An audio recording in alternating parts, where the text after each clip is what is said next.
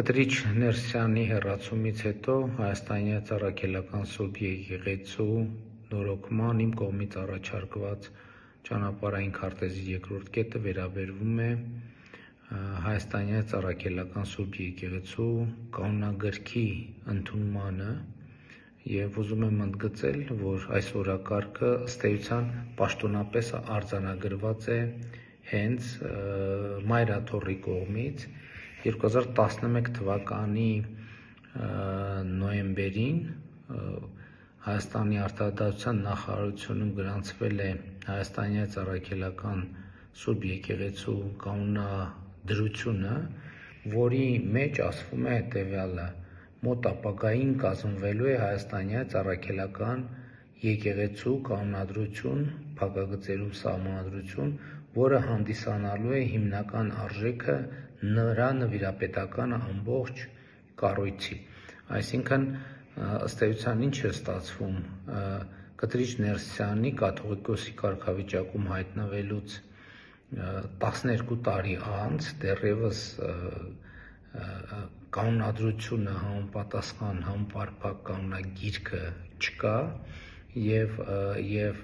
2011 թվին ասում է մոտ ապագայում դա կընդունվի, 2011 թվից էլ անցել է եւս 14 տարի։ Այսինքն սա ցույց է տալիս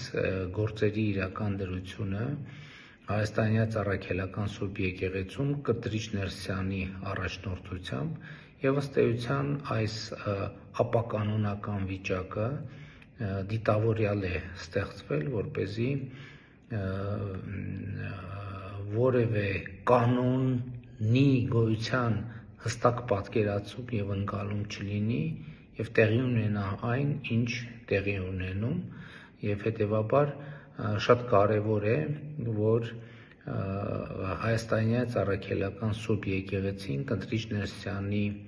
հեռացումից եւ տեղապահի ընտրությունից անմիջապես հետո անցնի նոր կանոնագրքի մշակմանը եւ ընդունմանը, որտեղ հստակ, թափանցիկ կանոններ կգործեն, որոնք հասկանալի, տեսանելի կլինեն ոչ միայն հոգեվորականներին, այլև հանրությանը, այսինքն կլինեն հրապարակային եւ մեզ բոլորիս պարզ կլինի, թե եկեղեցին ինչ կանոններով, ինչ արժեքներով է ապրում եւ որոնք են դրանց նկատմամբ հանրային եւ ոչ միայն հանրային, այլև ներքին վերահսկողության մեխանիզմները։ Հաջորդիվ ավելի մանրամասն որոշ նրբությունների կանդրադառնամ առաջիկայում։